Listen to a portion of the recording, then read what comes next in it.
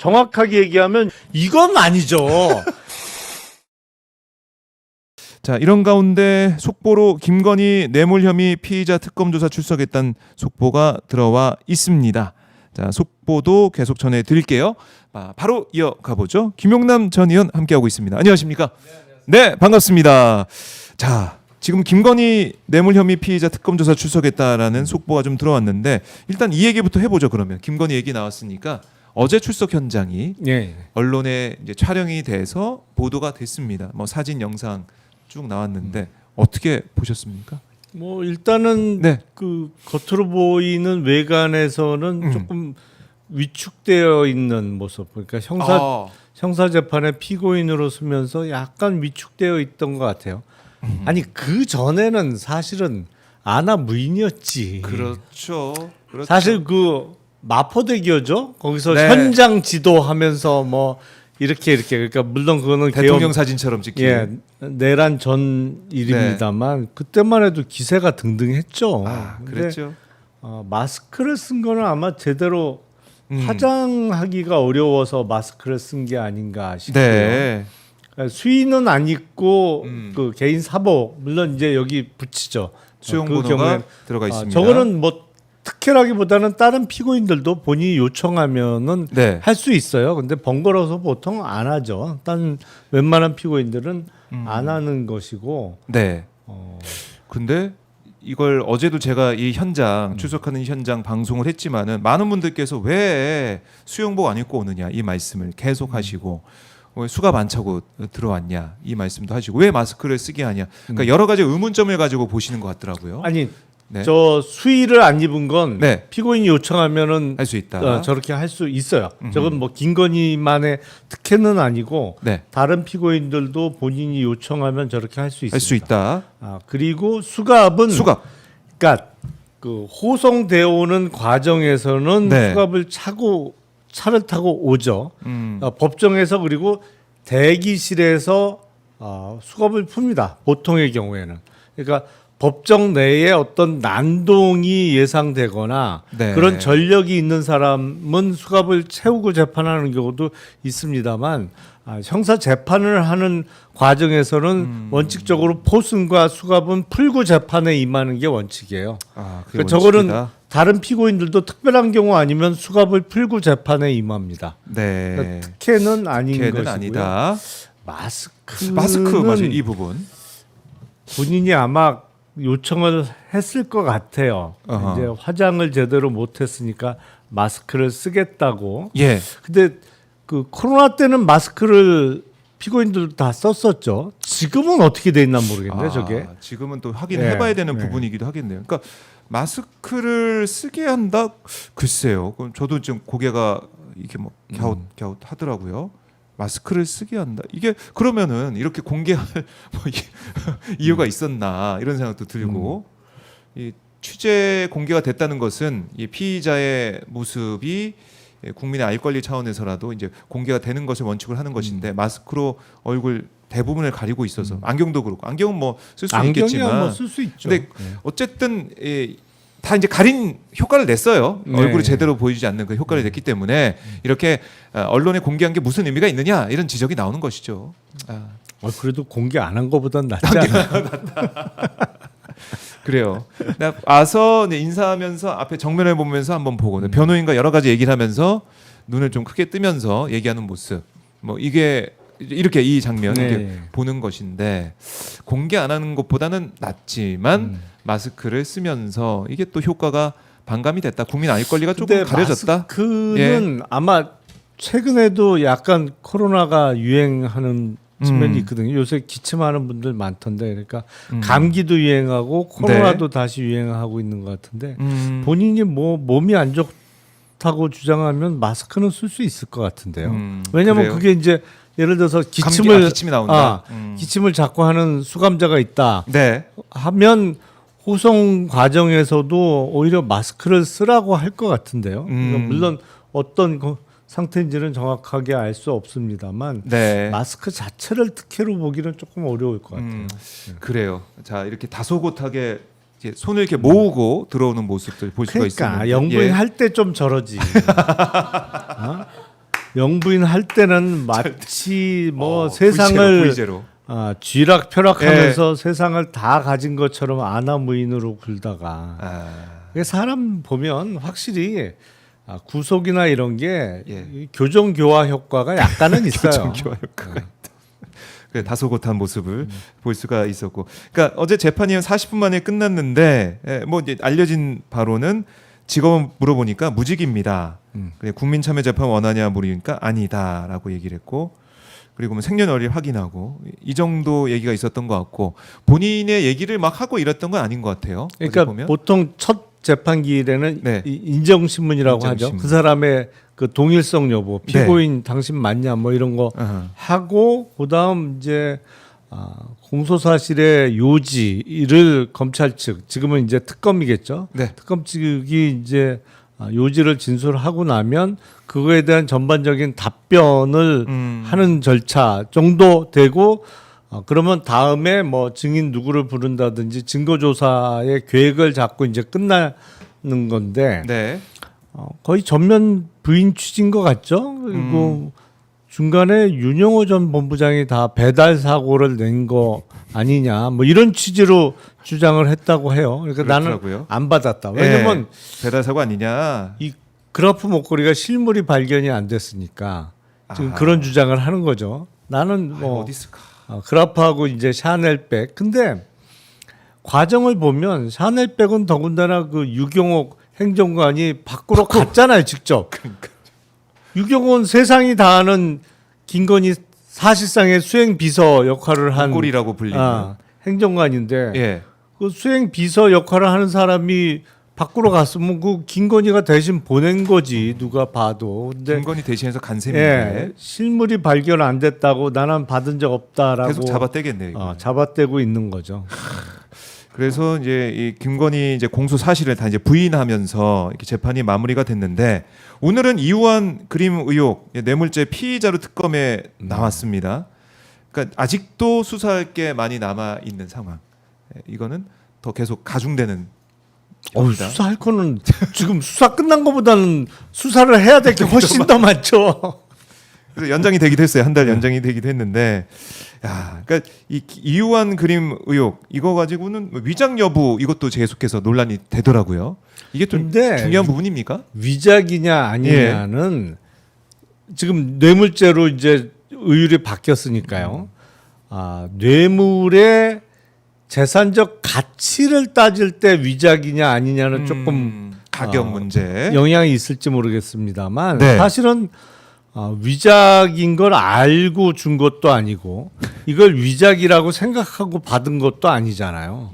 이게 정말 이우환 화백의 그림으로 알고 샀고 받은 그랬겠죠. 사람도 마찬가지인 것이고. 위작인데 이거 줄게 이렇게 안 하잖아요, 그렇지? 그렇죠. 위작을 뭐하러 받겠어요. 그거 집만 되지. 그거 아무짝에도 못 쓰는 거. 내가 그리고 말지.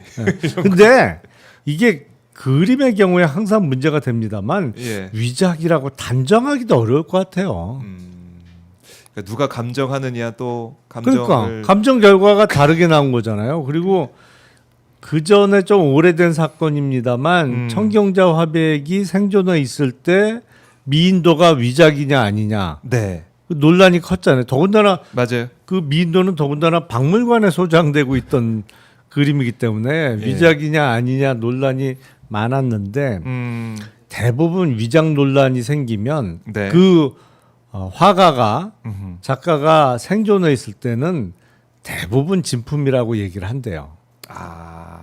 왜냐하면 자기 그림이 위작이라고 하면 위작이 네. 많이 돌아다니는구나 그러면서 그 작품 가격이 폭락할 가능성이 높기 때문에 그래서 인정을 안 한다. 그러니까 그건 네. 그 작가의 양심의 문제입니다만 위작인 걸 알면서도 진품이다라고 얘기하는 경우가 실제로는 많다는 거예요. 그럴 수 있겠네. 자기 작품 가격을 보존하기 위해서 지키기 위해서. 예. 근데 청경자 화백은 매우 특이하게 이거 내 작품 아니다라고 주장을 했는데 결국엔 그 주장은 법원에서는 받아들여지지 않았어요. 그때 신기한 사실 그런 게 맞잖아, 막 이러면서 신기한 판단이었어요. 끝나 버렸는데. 예. 그래서 이번에는- 이우환 화백이 지금 생존에 계시죠. 네. 근데 감정 결과가 서로 다르게 나왔는데 사실은 진품이라고 생각하고 돈 주고 사서 바친 거고 진품이라고 생각하고 받은 거기 때문에 위장 여부는 뭐 큰 중요 변수는 아니라고 생각을 합니다. 그래요. 이 오늘 특가법상 뇌물죄 적용 여부가 뭐 달라진다는 얘기 나오고 있지만 어쨌든 이걸 주고 받은 사실이 증명이 된다고 하면은 이거 책임져야 된다라고 정리해 보겠습니다. 김건희가 이렇게 나왔고, 근데 윤석열도 나도 나갈래 이렇게 했잖아요. 보석 신문. 그거는 이제 보석 신문기라고 겸해서 열리는 공판이니까. 그렇게 이제 겹쳐진 것인데 지난번에도 자기 이제 나가려고 막 해서 나온 적이 있었고 이번에도 마찬가지고. 그때는 체포 적부심을 신청했죠. 네. 그러니까 자기 적부심 풀어주냐 마냐 보석도 역시 풀어주냐 마찬가지입니다만 이제 본인이 나가겠다고 신청한 재판만 거기만. 출석하는 그런 양상이죠 지금. 이게 뭡니까? 네. 아니 그러니까 네. 앞뒤가 안 맞아요. 앞뒤가 왜냐하면 지금 보석 신청한 가장 주된 이유는 뭐예요? 네. 내 아프다. 아프다. 건강이 안 좋다. 음. 그래서 나가서 치료를 받아야 되고 그래서 나가면 재판 잘 출석하겠다 이런 취지잖아요. 근데 네. 기본적으로 아픈 게 선택적으로 아파. 다른 재판 때는 아파서 죽을 것 같아서 내가 재판 못 나가는데 예. 체포 적부심 신청하거나 보석 청구했을 때는 나갈 수 있어. 하여튼 그날은. 희한하네. 그날은 나갈 몸이- 수 있는 거야. 그리고 구속돼 있는 상태에서도 지금 10번인가 연속을 재판을 안 나갔는데 풀어주면 오히려 나가겠대. 뭔 사실은요. X 소리입니까 이게? 진짜. 구속되어 있는 피고인들은 어떤 측면에서는 재판을 기다리는 측면도 있어요. 그래요? 네. 나갈 수 있으니까. 나갈 수 있으니까. 바깥 어쨌든 공기를- 차 타고 밖에 구경도 하고 이른바 콧바람 쐬는 날이거든. 네. 그래서 재판 날짜를 기다리는 피고인들이 사실은 대부분이에요. 근데도 안 나가잖아 그렇죠. 지금. 10번에. 안 나가는데 자기가 나가고 나가- 싶어서 청구한 재판만 지금 나가는 그런 양상이죠. 어떻게 될까요? 법원에서 아이, 어떤 보석 판단할까요? 불어가죠. 불어갈 뭐 어떻게 것이다. 풀어줘요? 이게 가뜩이나 지금 사법부에 대한 불신이 높아지고 네. 있는데 한덕수 영장 기각시키고 막 이런 게 리박스쿨 대표도 영장이 기각이 되고 이러고 있는데 윤석열을 또 풀어준다? 직위원에 이어서 또 풀어준다? 이거 난리 날 것 같은데요. 그럼요. 풀어지지 않을 아니 것이다. 그리고 일단 예? 석방을 해줄 사유가 없어요. 왜냐하면 음. 이른바 몸이 아프기 때문에 나가야 된다는 병보석을 신청한 건데 네. 병보석 사유가 아주 전형적이고 일반적인 만성 질환이에요. 아하, 바로 방역. 나거나 뭐 이런 게 아니고 그렇죠. 이 급성이 아니란 급성이 말이에요. 아니다. 외과적 수술이 시급한 그런 질환이 아니란 말이에요. 당뇨 때문에 병보석 해주면 사실은 지금 수감자 중에 50대 이상에는 절반 이상이 나가야 돼요. 50대, 60대에서 그렇죠. 당뇨 없는 네. 사람하고 있는 사람하고 반반이지 사실은. 그렇네. 근데 급성 질환이 아니란 말이에요. 네. 그리고 제2형 당뇨는 술 안 먹으면 좀 호전됩니다. 아무래도. 건강이 좋아졌을 것 같아요. 제가 봤을 때 네. 윤석열 입장에서는 건강이 좋아지고 당뇨가 호전됐을 것 같은데 어쨌든 보석에 나와서 자기 주장을 한다는 겁니다. 그게 근데 또 뭐 언론에 공개가 되냐 안 되냐 이 논쟁이 또 있긴 한데 윤석열은 하면 안 된다. 언론 공개하지 마라. 재판부는 어떤 결정할지 모르겠지만은 글쎄요. 이것도 공개할 수 있는 가능성이 있을 수 있을 것 같아요. 아니 그렇겠죠. 예. 예. 원래 재판은 공개가 원칙이에요. 예. 물론 거기서의 공개 재판이라는 거는 방청석에 원하는 사람은 갈 수 있는. 물론 원하는 사람은 뭐 한 10,000명 되는데 네. 방청석의 개수는 50개다. 그러면 이제 추첨하잖아요. 그렇죠. 하지만 네. 사건 관계자 이외의 다른 일반 국민도 가서 볼 수 있다는 의미에서 공개가 원칙인 것이죠. 예. 다만 TV 중계나 이런 그 어떤 중계를 중계. 할 거냐, 예. 요거는 재판장이 결정할 수 있는 거죠. 그런데 재판의 전 과정을 중계하는 경우도 물론 있어요. 우리가 탄핵 재판이나 이런 맞아요. 거는 봤었어요. 거의 예. 녹화 중계 방식이었습니다만 거의 뭐 다 봤죠. 거의 다 내용을. 봤잖아요. 예. 그런 경우도 있고 일반적인 재판의 경우에는 TV 중계까지는 안 합니다만 사회적 이목이 집중된 사건의 경우에는 적어도 일부분을 그 중계하는 경우는 꽤 있어요. 그러니까 김건희 첫 공판기일처럼 시작하기 전에 TV 카메라를 허용한다든지. 네. 그렇기 때문에 정말 어렵게 재판 출석하는 거잖아요. 본인이 보석 허가 청구해 어렵게 법정에 나오는 거니까 예. 뭐 중계할 이유도 충분하다. 이런 생각이 듭니다. 자료 화면으로라도 남겨놔야 되는데 또 언제 나올지 모르니까. 그렇지. 이번에 나오고 진짜 언제 언제 또 나올지 모르기 때문에 이건 꼭 허가해야겠네. 중계 신청 받아들여서 특검의 신청을 받아들이기를 사법부에서 받아들이길 바라겠습니다. 자, 그리고 지금 보면은 한학자 총재 구속이 돼가지고 수사한 내용들 이런 것들 또 알려지고 있는데 뭐 전면적으로 혐의를 한학자 입장에선 부인하고 있지만은 윤영호 수첩에 보니까 2022년 2월 대선 한 달 전인데 특별 예산이라고 적혀 있는 부분 또 이 항목에는 북 및 대선 가로 열고 500이라는 숫자가 쓰여 있습니다. 네. 그래서 이게 북한 관련된 건 이제 50억 이거 조성을 한 거 아니냐. 대선과 북한 선교를 위해서 준비하기 위한 그런 50억 준비. 그리고 통일교환 관계자는 당일 통일교 내에서 대선 자금으로 100억 원을 지원한다는 얘기가 있었다. 이런 얘기가 나오고 있고.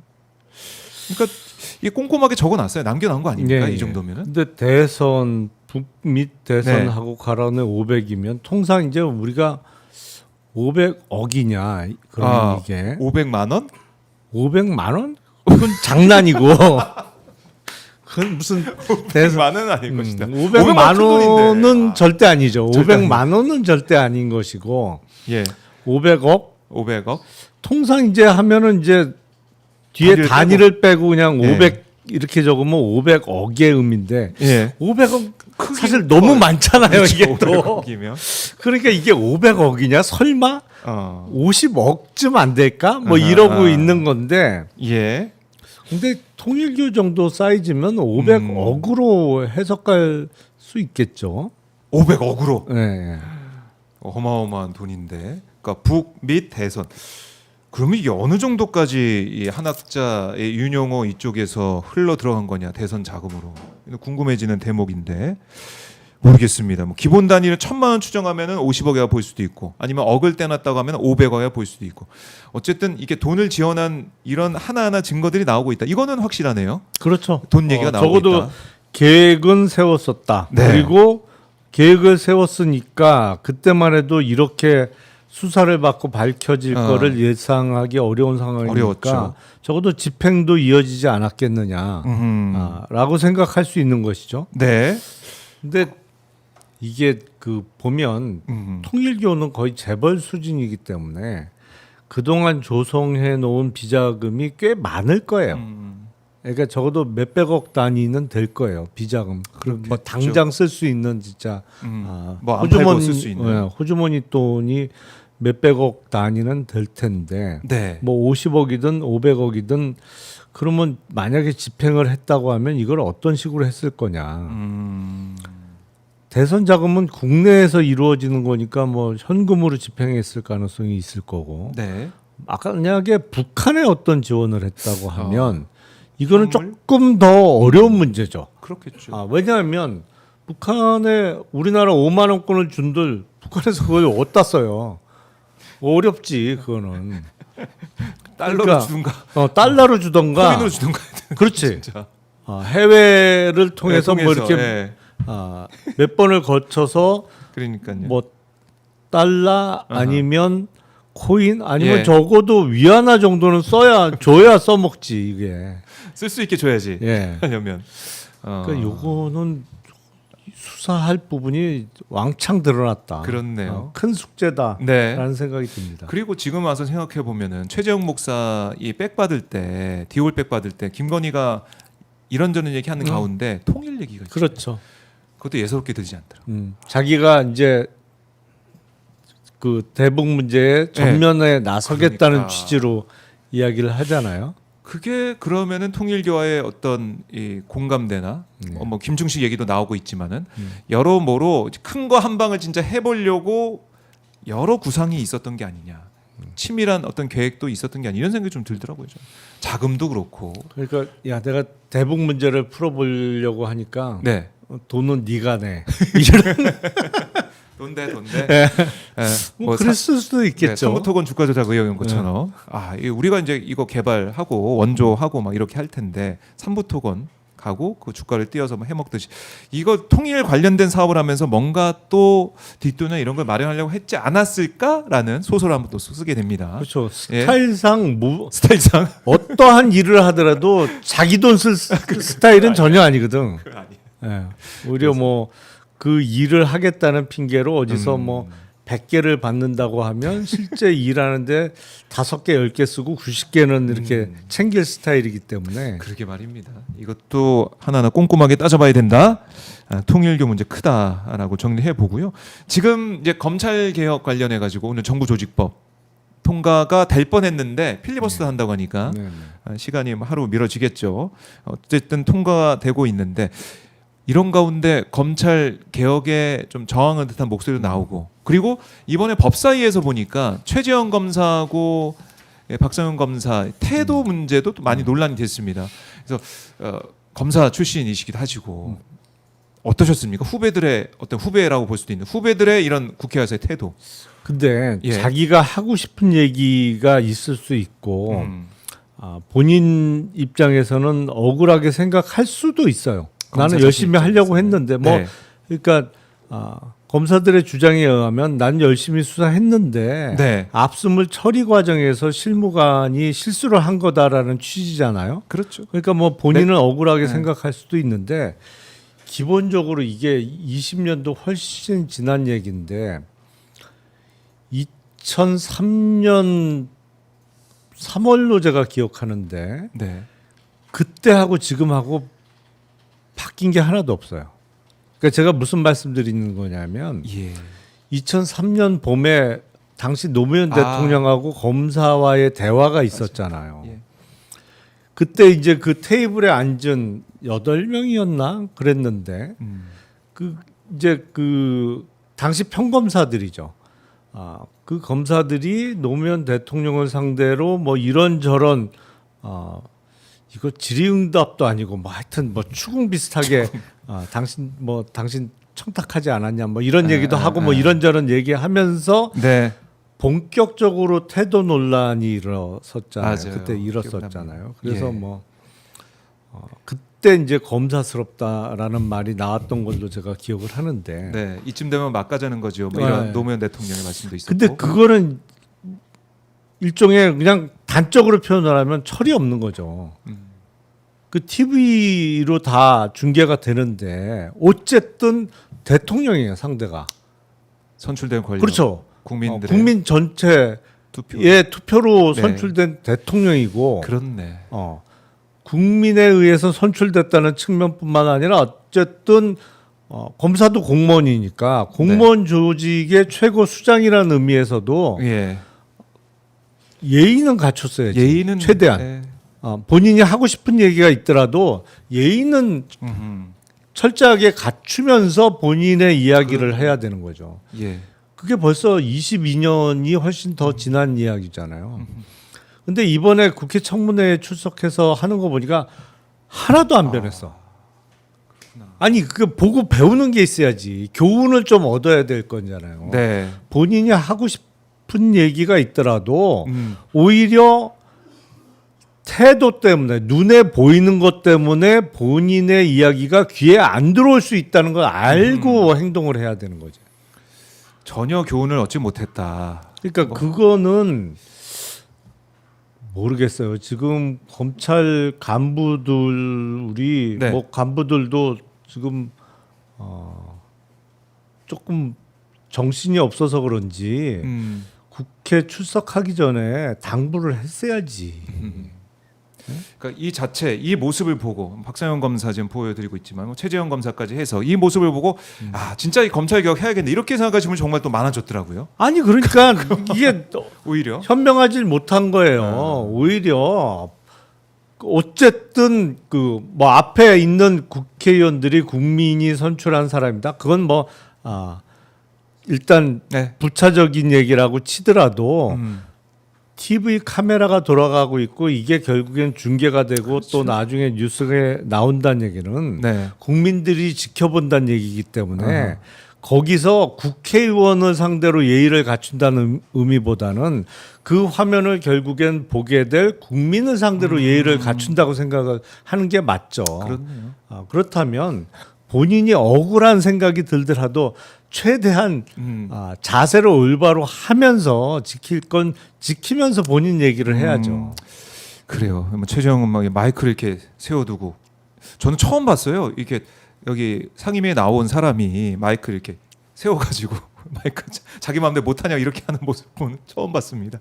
이런 것들이 남아서 영상으로 또 뭐 요즘에 쇼츠로 워낙 많이 도니까 네. 그런 게 딱 잘라져서 딱 올라가는데 왜 제대로 판단하지 못한 모습. 그러니까 검사들의 생각에는 그런 것 같아요. 지난번에 내란 있을 때 내란 전에 민주당에서 계엄할 수 있다 이런 얘기 김병주 최고위원 뭐 김민석 총리 했지 않습니까? 그때 김용현 장관이나 그 나왔던 이 군 수뇌부들의 표정이 어쩔 건데 이런 표정이었거든요. 아니라고 하면서도 표정이 막 이렇게 막 쳐다보면서 막 잡아먹을 듯이 막 했던 그런 표정이 있었는데 전 그게 떠오르더라고요. 이 검사들 모습 보면서 에휴 뭐 얘기해 봐라. 내가 뭐 형사처벌 받을 거야 내가 나 형사처벌 안 받아 이런 거. 뭐 그래 해봐라. 뭐 불러서 뭐 기소하면은 수사하면은 다 끝나는 거 아니야. 이런 생각을 깔려 있지 않나. 물론 뭐 검찰청이 해체된다고 하지만은 그런 생각을 좀 가지고 있지 않나 이런 생각이 들었어요. 아니 근데 그때 김용현 장관이나 여인영 사령관 같은 사람들은 이 여기 품고 있는 이제 내란 할 거야. 계획이라도 있었지. 그때 이거 뭐 비상계엄해 갖고 하면 니네 다 끝나. 나름대로 구체적인 계획이라도 있었지. 물론 잘못된 계획이고 그렇죠.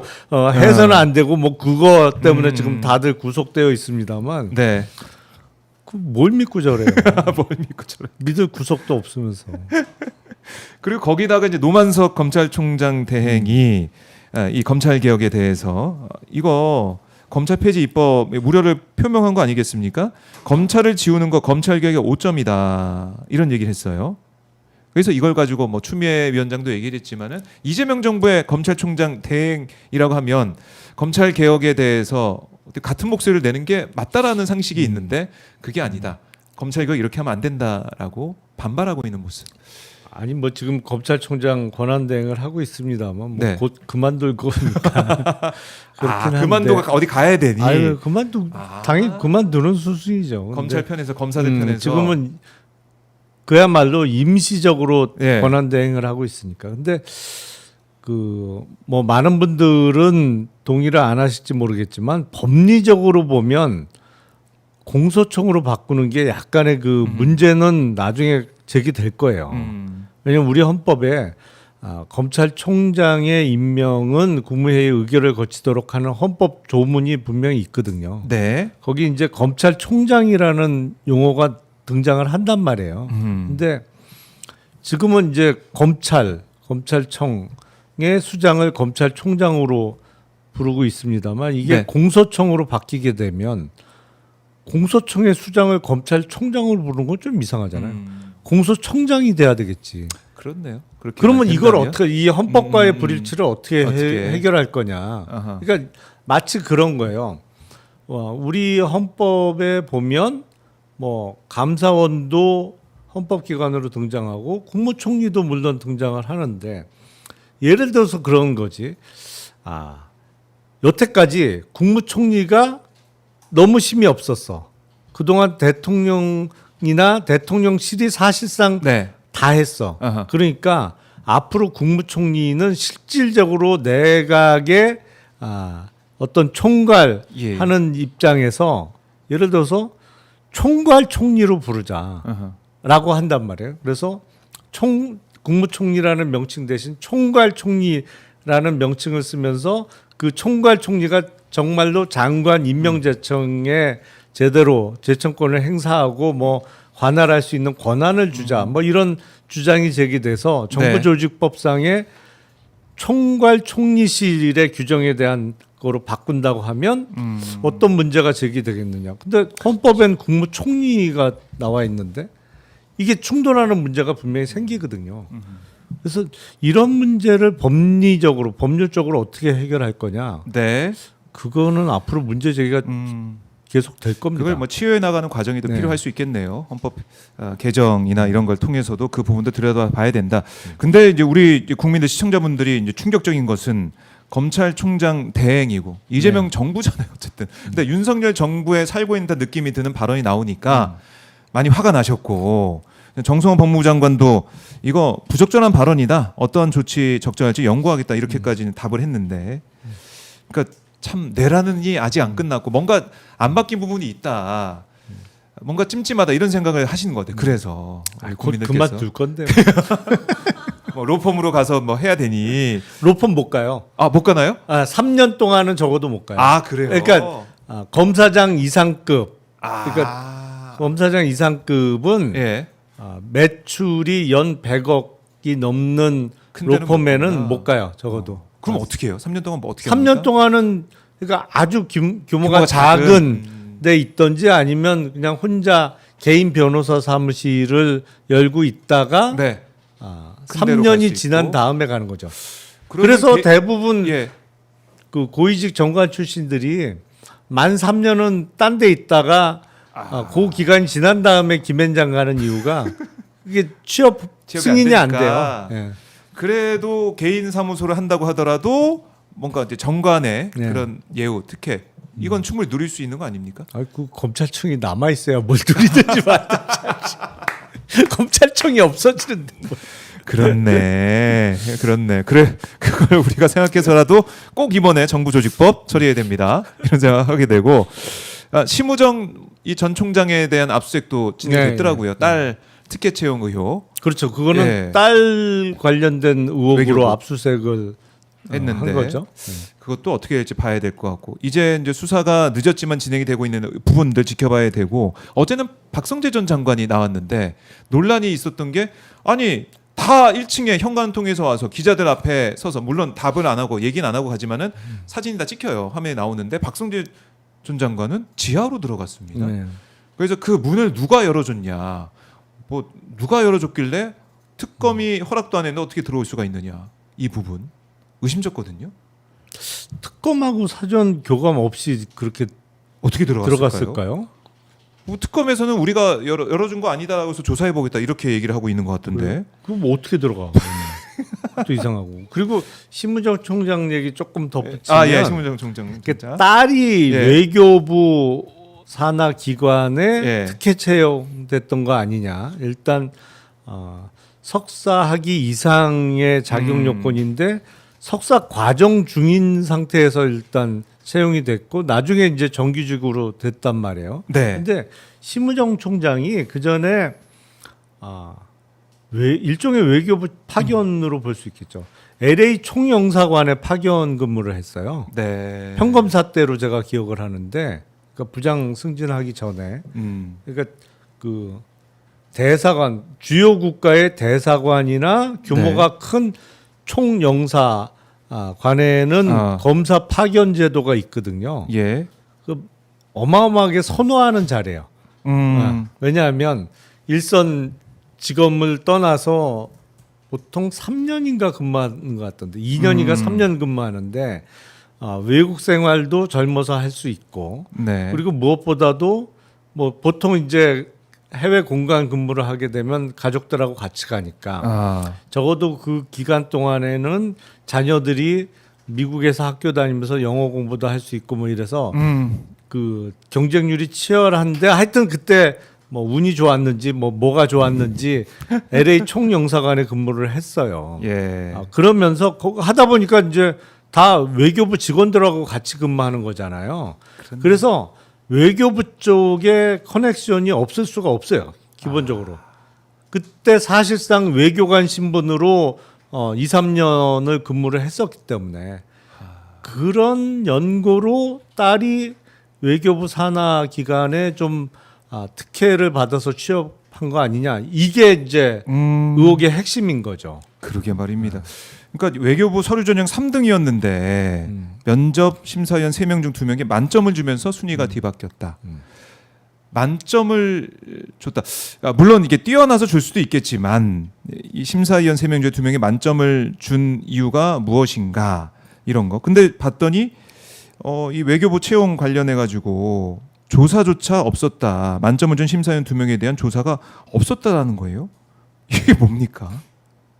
그러니까 이거는 조사도 제대로 안 사실은 됐고 논란이 불거진 지는 꽤 네. 오래됐기 때문에 이미 외교부 내부적으로 어떤 감찰 같은 게 이루어졌어야겠죠. 근데 그러게 그게 말입니다. 안 된 거지. 노동부가 지금 심사위원 3명 가운데 1명만 전화로 조사를 했고 다른 2명은 본인이 동의하지 않는다는 이유로 연락처도 확보하지 못했다. 뭐야? 이거 뭐 아예 안 했댔네요. 아예 뭐 네. 아무것도 안 했네요. 그러니까 강제 수사권이 없어서 뭐 그랬다는 건데 이거 그러면 공수처, 뭐 감사원 감사 이걸 확인해봐야겠네요. 그렇죠. 예, 이거는 밝혀진다. 이거는 꼭 들여다봐야 된다는 거고 박성재 전 장관 얘기를 하다가 신무정 전 총장 얘기를 했었는데 지금 저희가 이제 파악을 해보니까 문을 특검에서 열어준 게 아니라는 겁니다. 그럼 어떻게 들어갔죠? 제 말씀을 드릴게요. 기자가 열어줬다는 건데 결론은 이게 어떻게 된 거냐면 이 기자 중 한 명이 지하에서 뻗치기 하다가 박성재 전 장관이 지하로 걸어오는 것을 목격을 했고 지하로 오니까 특검과 합의를 해서 지하로 오는구나라는 생각을 해서 기자가 기자 출입 중으로 문을 열어줬다고 합니다. 저는 이게 충격적인데. 약간 설명이 그게 합리적인 납득이 되는 설명인가요? 아니 저도 이제 기자인데 만약에 제가 만약 거기 있었다고 생각을 해보면 박성재가 오면은 취재를 하고 어떻게 왔냐라고 취재하지 내가 문을 일부러 열어주고 그것도 출입증이 있어야 들어갈 수 있는 그걸 문을 일부러 열어주고 들어가게 해준다? 이건 말이 안 되거든요. 아니 그리고 기자라면 당연히 박성재 장관의 출석을 알았다면 당연히 1층에서 한마디로 묻던지 뭐 하려고 거기서 기다렸어야지 왜 지하 주차장에 있었어요 그 시간에? 그것도 확인을 해봐야 되고. 아니 그리고 박성재 전 장관이 걸어 들어오면 당연히 기자라면 그렇지. 거기서 아니 왜 일로 들어오십니까? 어떻게 된 맞아요. 겁니까? 뭐 특검하고 사전에 교감이 있었습니까? 물어보지 않나요? 약간 그 설명은 이상한데요. 이상하다. 잘 믿겨지지가 않는다. 그러니까 일단은 이 해당 기자가 업무 중 단순 착오로 인한 실수다. 특검 또는 박 전 장관 측과 협의된 것은 아니다라고 설명을 했다라는 게 지금 이 기자단 간사의 공지입니다. 공지로 일단 어느 알려지는데. 소속 기자인지부터 밝혀야 될 것 같은데. 야, 이거 좀 이해가 안 됩니다. 그 당시 상황도 이해가 안 되고 그 이후에 해명도 좀 이해가 안 되는 상황인데 이거 밝혀야 된다. 이걸 특검 수사로 좀 밝혀야 될 것 같은데 진짜. 특검도 이건 우리 다 몰랐다는 거 아니에요. 특검 입장에서도 경위조사에서 좀 밝혀야 된다는 생각이 들어요. 다시 한번 지적을 하게 되고 일단 출입은 출입이고 이 박성재 전 장관 뭐 개엄 당일 밤에 법무부 회의를 열고 합수부의 검사 파견을 검토하라 이런 얘기를 했다라는 거고 그리고 교정본부장을 조사를 했는데 특검이 신용회 전 법무부 교정본부장이 12.3 비상계엄 선포 당시에 박성재와 통화한 다음에 서울 구치소장에게 구치소 수용 현황을 알아봤다는 거고 열심히 준비한 거 아니에요 이 정도면? 그렇죠. 예? 수용 시설의 현황 지금 우리가 많이 갈 수용 거니까. 인원이 몇 명이냐 그리고 최대 수용 인원 가능 인원이 예. 몇 명이냐 그래서 이른바 빈 스페이스가 얼마나 있냐 이거 확인하는 게 가장 큰 목적이었을 거잖아요. 왜냐면 막 잡아 넣으려고 했으니까. 그렇죠. 여기 몇 명, 여기 몇 명 보내면 되겠네. 여기 몇 명 보내면 되겠네. 이렇게 생각했을 수도 있고. 그렇죠. 그거 점검한 거고. 참 사실은 이거 어떻게 특검이 판단할까요? 이런 모습들. 주요 임무 종사자로 결론이 날 가능성이 높아 보이는데요. 그러니까 특검이 조사를 하고 있겠지만 이게 내란의 밤 계엄 선포할 때 그때 맨 처음 왔었던 국무위원 중에 한 사람이었고 그리고 계엄 당일 밤 11시에 또 이튿날 새벽까지 심우정 전 총장과 세 차례 통화했다는 거 드러나가고 있고 다음날 안가회동 멤버기도 하고 이상합니다. 이상민 전 행안부 장관이 지금 구속돼서 재판받고 있는데 네. 그 내란 주요 임무 종사자로 지금 기소가 된 거잖아요. 주요 임무 종사자로 기소된 내용이 뭐냐? 네. 언론사에 단전 단수 지시를 했다는 거잖아요. 아. 그게 이제 주요 임무를 수행했다라는 혐의인데 네. 수용 시설의 현황을 파악하게 했다. 그리고 합수부에 어떤 검사 파견과 관련한 검토를 지시했다. 글쎄 단전 단수하고 비교하면 어떤 게 더 중하다. 아니면 뭐 비슷한 수준이다. 가볍지는 않은 것 같은데 그렇네요. 더 비교해봐도. 경하다는 느낌은 안 드는데요. 그래요. 특검에서 이제 본격적인 수사 소환까지 하면서 뭐 압수수색은 했고 하고 있으니까 영장 청구라든가 아니면 어떤 조치가 있을 걸로 생각을 일단 해보겠습니다. 해보고 그리고 한동훈 전 장관 얘기를 그래도 저희가 좀 해봐야 될 것 같은데 락페 등장에 사진 찍고 이런 것들 저희가 얘기를 해봤었는데요. 갑자기 치킨을 배달하는 모습이 공개가 됐습니다. 예. 지난 20일 지금 경남 거제를 시작으로 전국 민심 투어에 나서면서 사장님과 치킨 배달하는 모습. 내년 지방선거용인가요? 어떻게 봐야 됩니까? 그 내부적으로 누구하고 상의하고 이걸 하는지 잘 모르겠는데 아니 민심 투어 아니면 전국을 돌면서 뭐 어떤 정치적인 이벤트를 하는 경우에는 그 전에도 왕왕 있었죠. 근데 그거는 대통령 선거라든지 어떤 네네. 큰 선거를 앞두고 그런 선거에 출마하려고 하는 후보 예정자가 예. 뭐 그런 거를 하는 경우는 있었죠. 있었어요. 근데 뭐 전국 단위의 선거는 없는 일단 대통령 선거는 당분간 없는 거고 2030년이니까 막 아직도 까마득히 먼 네, 거고 저기 배달하는 모습. 내년 6월 지방선거는 뭐 아무리 범위가 넓어도 예. 뭐 서울시장이 됐던 경남도지사가 됐던 뭐 이렇게 광역 단체별 선거라 예. 전국 투어라는 게 약간 의미가 없고 그렇죠. 그리고 제가 보기에는 한동훈 전 대표는 이제는 정치인보다는 일종의 셀럽 셀럽의 길을 걷기로 한 것 같이 보여요. 정치는 해봤자 안 되니까 어차피. 그래서 이런저런 뭐 깜짝 이벤트 내가 그 돌돌이로 얼굴 밀 때부터 좀 이상했어. 왜 저러지 그랬는데 역시 점점 이상해지고 있어요. 근데 이게 이제 전국에 이러고 다 다닐 거 아니에요. 뭐 치킨 배달하고 또 뭘 하고 막 계속 이걸 보여줄 건데 모르겠습니다. 이걸 보면서 이제 보수 진영에서 야 한동훈 전 대표에게 민생 투어도 하고 정말 제대로 된 지도자야. 빨리 모셔오자 이렇게까지 안 할 것 같거든요. 국민의힘 내부나 안팎에서는. 아니 더군다나 저 치킨 배달이 예. 증인으로 본인이 맞아요. 채택된 재판에는 출석 안 하면서 치킨 배달하니까 이게 뭐가 앞뒤가 안 맞는 느낌이잖아요. 거꾸로 된 거잖아요. 중요한 일부터 하고 뭐 남는 시간에 치킨 배달을 하던 뭐 예. 어디 가서 제가 노래를 부르건 예. 뭐 기타를 치건 모르겠는데 제일 중요한 네, 내란 제일 중요한 중심을 일을 위한. 안 하고 저러니까 그러니까 계속 한동훈 전 대표가 얘기했던 건 뭐냐면 내가 또 우리 이제 이른바 친한파 의원들이 가서 투표를 했기 때문에 계엄 해제 의결된 거 아니냐 이 얘기를 계속 하고 있는 거 아닙니까? 아니 법정에 출석해서 그 얘기 하라고 그러니까 밖에서만 그러지 말고 치킨 배달하고 있지 말고 그 얘기 해라 와서 네. 떳떳하게 해라. 그럼 국민들도 잘했다 다시 한 박수 칠 수도 있고 왜 안 하냐 희한합니다. 그건 또 그런 거 아니에요? 국민의힘 지지층 어떻게 뭐 협조하는 모습 보이면은 내 표가 떨어지고 내 지지세가 사라질까봐 그건 참아 못하겠고 이런 건가? 왜 그 그럴까요? 걱정이 제일 크겠죠. 내가 가서 접수를 해야 되는데 국민의힘을. 아무래도 이제 지금도 뭐 네. 윤 어게인을 외치는 사람이거나 아니면 이제 국민의힘의 가장 큰 그 네. 덫 중에 하나가 배신자 프레임에 들어가면 이게 아. 빠져나오기 어렵잖아요. 유승민 전 의원이 전 대표적인 의원. 케이스죠. 그 좀처럼 빠져나오기 참 힘들다는 거를 옆에서 다 봤잖아요. 그러니까 네. 거기에 빠져들지 않기 위해서 어떤 그 재판에는 비협조하는 모습인 것 같은데 네. 아니 본인이 뭐 법무부 장관 출신이면서 법적 의무라고 볼 수 있는 그렇네. 내란 재판에 증인 출석을 안 하니까 이게 뭐 비난받아 마땅하죠. 이런 비난의 목소리, 뭐 이 당 여론보다 국민들의 비난의 목소리가 클 수밖에 없다. 이렇게 지적을 하고 장해찬 전 최고위원조차도 유튜버 한동훈 법원 피해 도망 다니며 무슨 민심 투어냐. 어쨌든 정치 생명 끝났다 뭐 이런 얘기도 하던데 여기에 많은 분들 공감을 일정 부분 하실 것 같다라는 생각이 듭니다.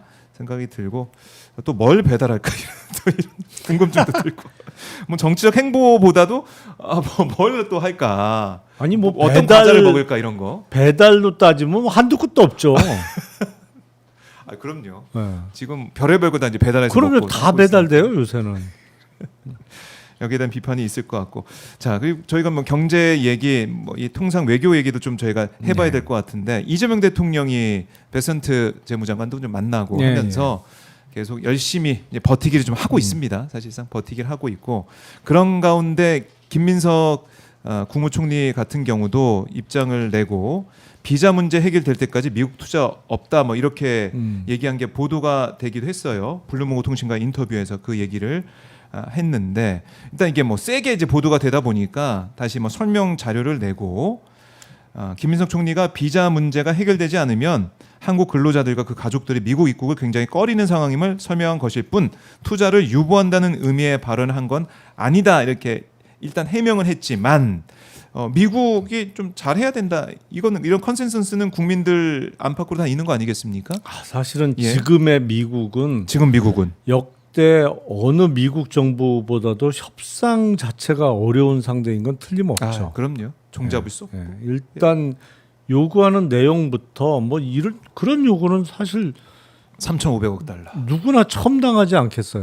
그렇죠. 예. 당황스럽죠. 예. 이런 요구. 3,500억 불을 투자해라 현금으로. 네. 그것도 트럼프 대통령 임기 내에. 그러니까 일본이 지금 합의한 내용이 그런 내용인데 아니 우리 외환보유고 4천억 불인데 3,500억 불을 거기서 빼서 투자하라 그러면 왜 아니죠? 일단 이재명 대통령이 적절하게 지적했지만 97년 외환 위기 맞아요. 같은 상황이 올 수밖에 없죠. 만약에 없으니까. 그렇게 된다 그러면 원달러 환율은 무조건 2,000원 뚫고 아이고. 위로 올라가는 거예요. 그러니까 그건 상상만 불가능한 해도 얘기고. 예. 근데 더군다나 이익 나면 90%는 미국이 갖고 10% 우리 가지라고 하니까 안 되는 건데. 이거 어떻게 받아들이고 윤석열이었다면은 덥석 받아내고 막 그랬을 것 같아요. 제가 보기에는 너무 그것도 아찔한 상황이기도 하고. 그것도 충분히 가능하죠. 그러니까 윤석열이었다면은 이거 다 다치고 이렇지 않았을까 생각이 들어서 그러니까 아찔한데. 트럼프 대통령 콜라 먹고 윤석열은 술 먹고 기분 좋아 갖고 사인하고 뭐 이런 게 충분히 가능했을 노래 한 수도 곡 부르고 있겠죠. 예. 뭐 이렇게. 기타 하나 받아오고. 그래서. 근데 예.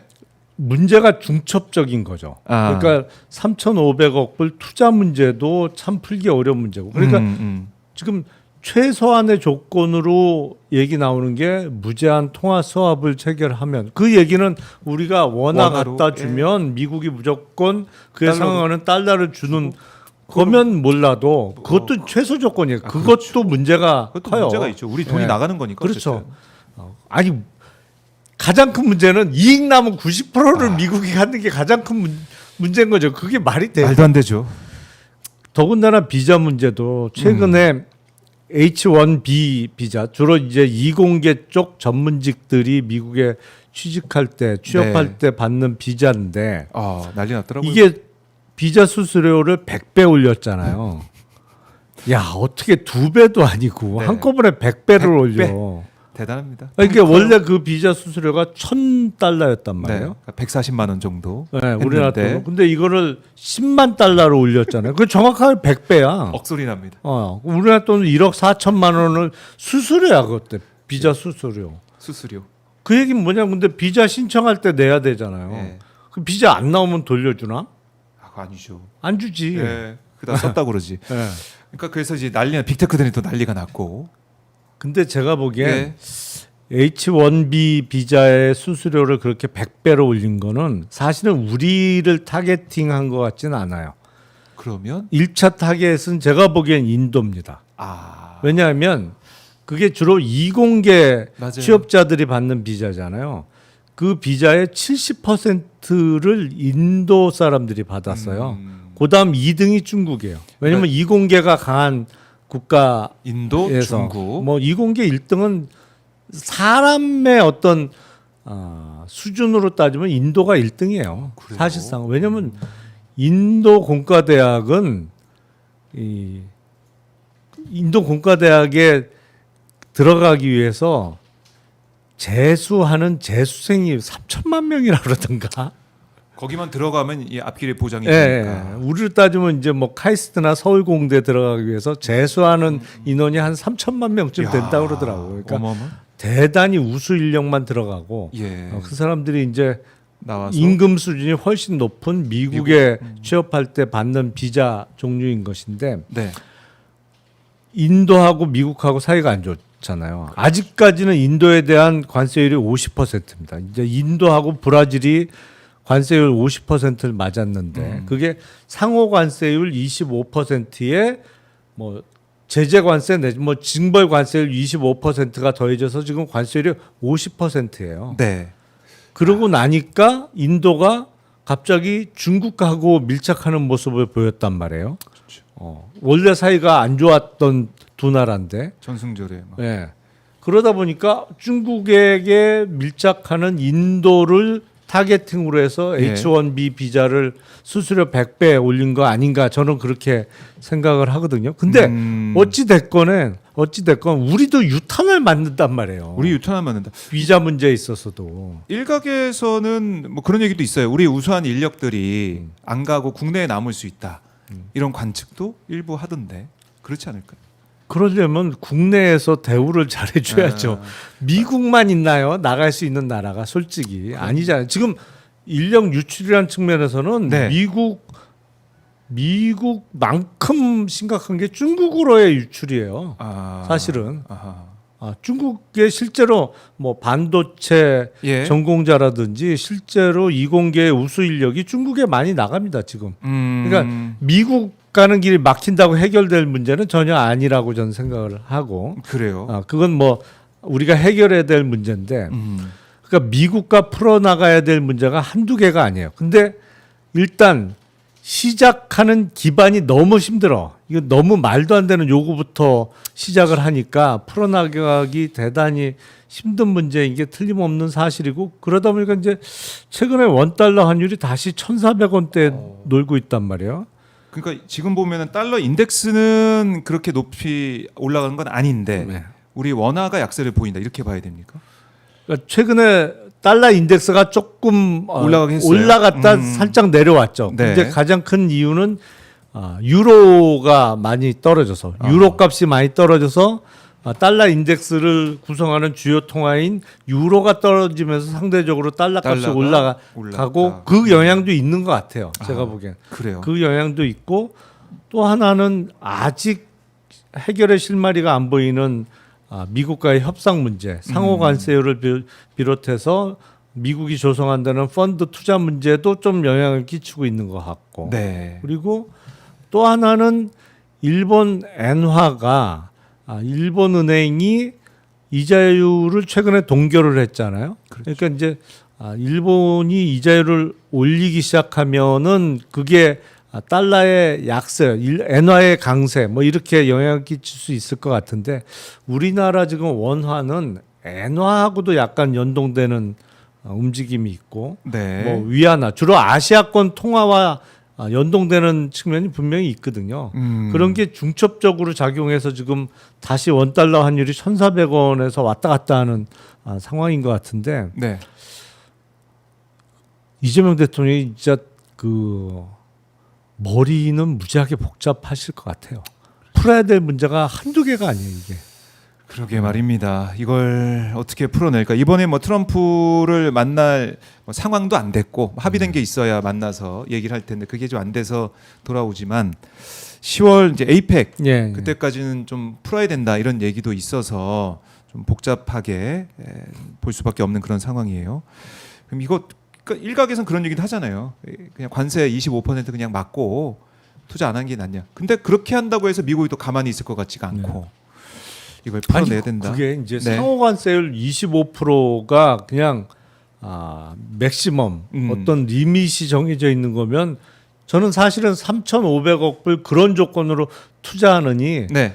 상호관세율 25%를 맞는 게 차라리 낫다라는 입장인데 저도 근데 트럼프 대통령은 항상 이게 상식대로 움직이지 않아요. 그러니까 상호관세율 방금 인도가 그렇다니까요.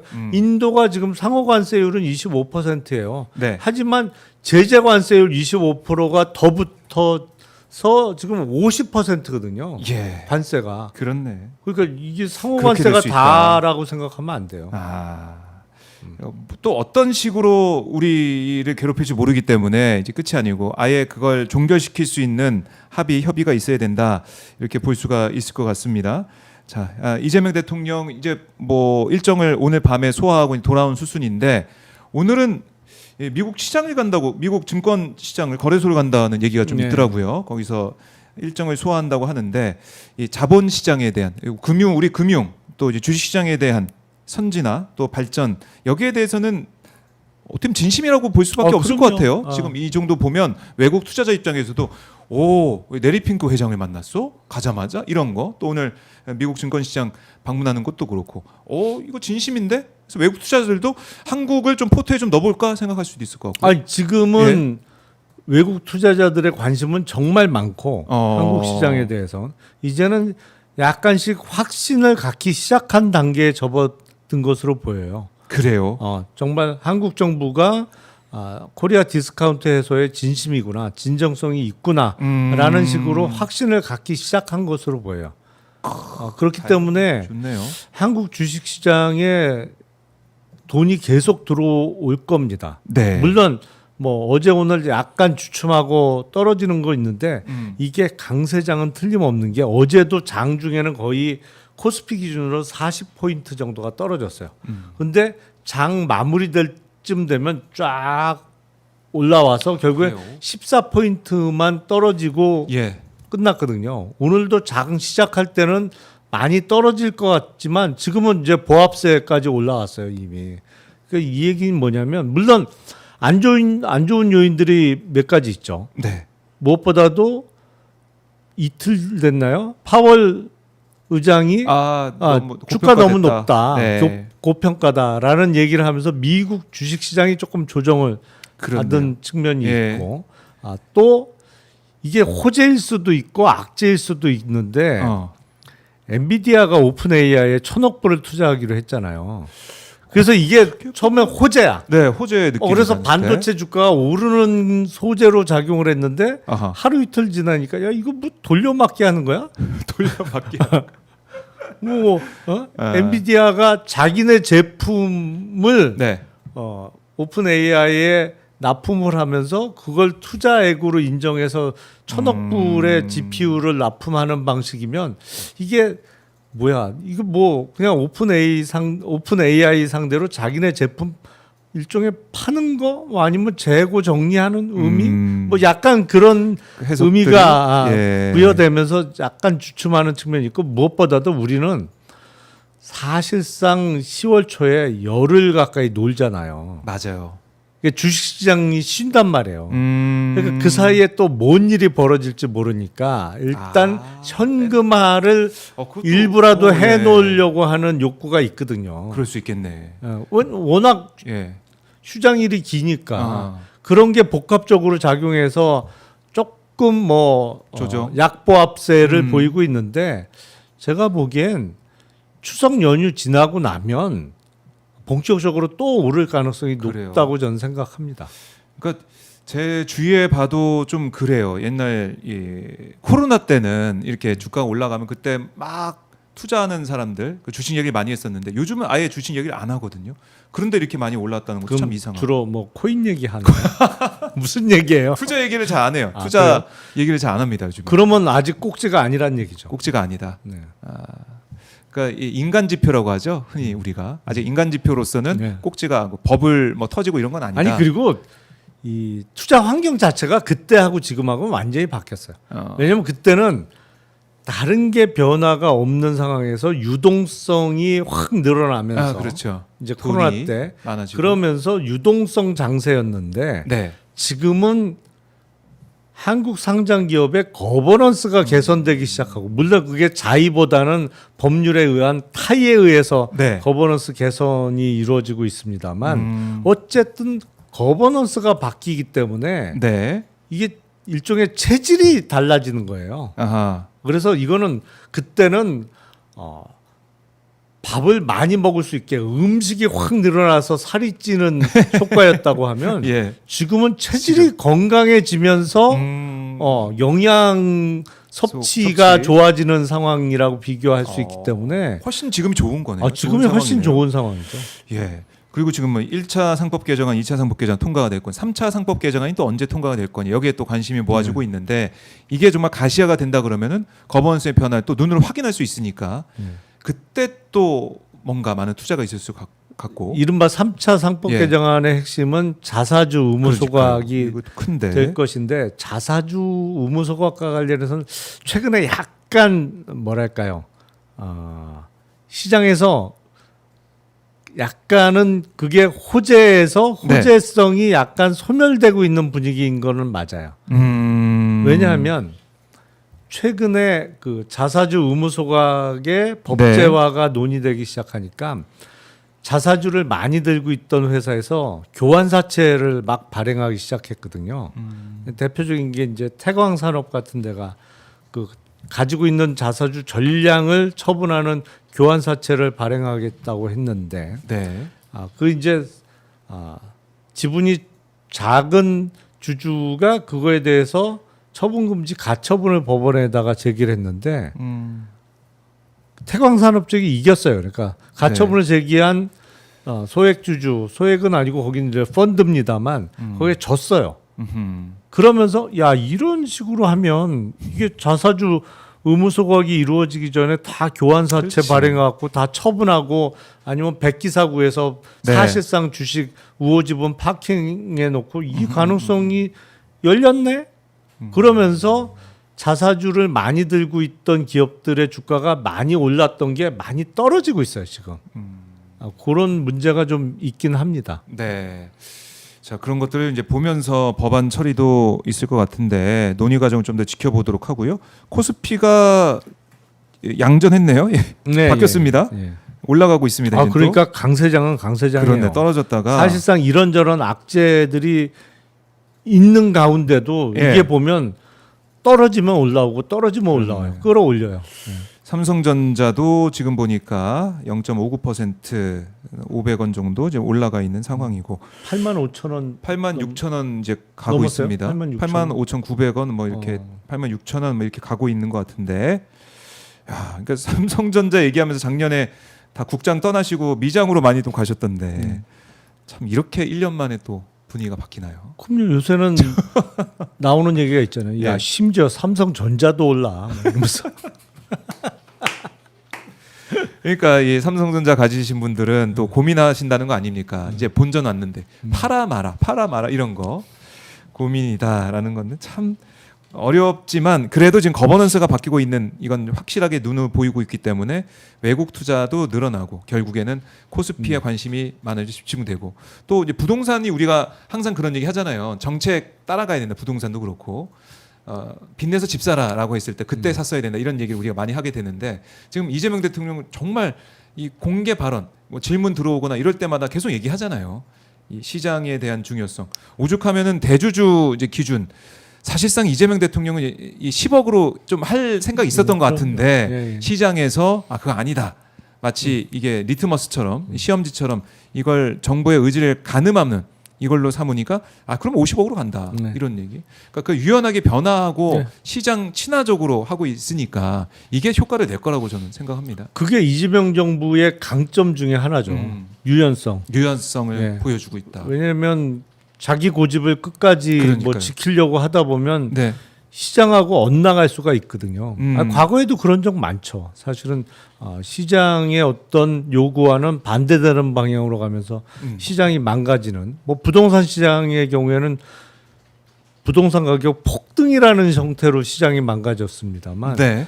주식 시장도 그때 약간의 그 특히 외국인 투자자들이 반신반의하면서 지켜보던 게 있었거든요. 근데 그게 50억 유지로 가닥이 잡히면서 이제는 믿어도 되겠구나 이런 그것도- 분위기가 지금 확산되고 있는 것이고 네. 제가 뭐 물론 등락은 계속 있겠습니다만 장기적인 시계열로 보면 분명히 한국 그 자본시장에 돈이 계속 들어올 겁니다.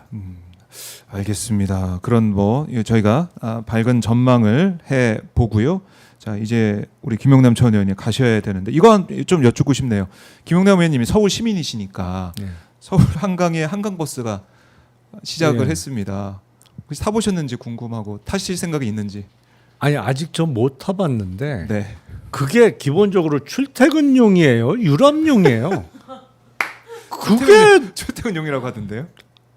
아니 출퇴근용이면 저 그렇게 2시간 넘게 걸리는 걸 어떻게 출퇴근용으로 써요? 그러니까 서울 시민들의 이제 세금이 들어가는 일이기 때문에 저 의원님께 좀 여쭤봤는데. 아니 그러니까 모든 일을 할 때 예. 목표가 명확해야 돼요. 예를 들어서 출퇴근용 아니 출퇴근용으로 훌륭하죠. 그러니까 차가 미국 막히고. 같은 경우에 네. 맨하탄이 섬이잖아요. 뉴저지는 이제 본토에 연결된 예. 대륙이고 여기에 페리로 출퇴근하는 사람 무지하게 많아요. 어마어마하게 많아요. 네. 물론 거기 지하철도 있고 뭐 터널도 있고 다리도 있고 합니다만 그렇죠. 맨하탄과 연결되는 이 페리로 출퇴근하는 사람 정말 많아요. 네. 어허. 근데 출퇴근은 일단 시간이 짧게 걸려야 돼요. 그렇죠. 어? 출퇴근 그 바쁜 출근 시간. 그렇지. 근데 마곡에서 잠실까지 2시간 7분인가 2시간 10분인가 뭐 예, 그 한 정도 2시간이 걸려요. 넘어 예, 넘어요. 걸린다는 거잖아요. 예. 아니 자전거 타고 출퇴근하는 게 훨씬 빠르지 사실 그 시간이면. 그렇죠. 자전거가 훨씬 빨라요. 네. 그 뭐야 그러면 유람선이야? 그걸 명확하게 해야지. 그 무슨 일을 그렇게 하는지 모르겠어요 진짜. 그러니까 모르겠습니다. 그러니까 관광용으로는 뭐 좋을 수도 있고 높게 평가하실 분이 있을 것 같긴 하지만 그것도 하루 이틀이지. 그걸 몇백억을 들여서 매년 200억씩 관리 비용이 들어가고 한다고 하는데 어떤 서울 시민들이 여기에 대해서 박수를 보내고 좋아할 것인가? 한강버스의 계획은 출퇴근이었는데 현실은 관광용.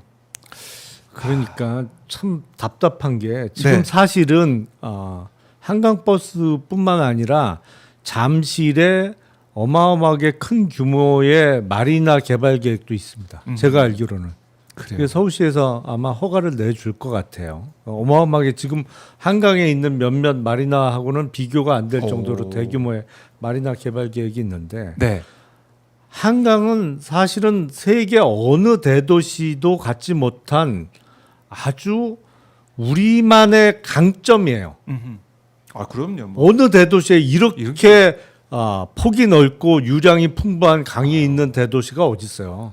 인구 1,000만 대도시에. 그러니까. 그러면 그 강점을 살리는 건 방향은 맞아. 그러면 교통난을 해결하기 위해서 출퇴근의 대용 수단으로서 충분히 활용되게 하려면 속도를 높여야지. 그러니까 출퇴근 시간에는 적어도 급행 버스를 운행을 하고 출퇴근 시간 외에 낮 시간에는 네. 유람선으로 이렇게 천천히 모든 정거장을 들르고 뭐 이렇게 예. 즐길 수 하더라도. 있는 식으로 운영을 하든지 뭘 좀 머리를 써야지. 주먹구구식의 행정이 아니냐 이런 얘기도 있고 오세돈이라는 별명처럼 물을 좋아해서 그런 거냐 이런 얘기도 나옵니다. 참 여러모로 비판의 목소리가 나오고 있는데 서울 시민 저도 서울 시민이니까 서울 시민으로서 한번 의원님의 생각을 좀 여쭤봤습니다. 자 이렇게 김용남 의원과 함께 정치부터 경제까지 다 잡아봤습니다. 김용남 의원 아까 저희 보니까 시청자분들께서 이 경제 얘기 들으려고 오신다는 분도 계시더라고요. 예. 그러니까 경제 분석도 너무나 잘 해주시기 때문에 김용남 의원님 시간을 함께하면은 정치 경제 다 잡는다. 너무 좋은 시간이다. 일석이조다는 생각을 피가 다시 되고 한번 살이 되는 그렇습니다. 시간이 되길 바라겠습니다. 그렇게 많은 분들이 박수를 보내고 계십니다. 의원님 말씀 잘 들었고요. 다음 주에 뵙겠습니다. 고맙습니다. 네, 감사합니다. 네, 감사합니다.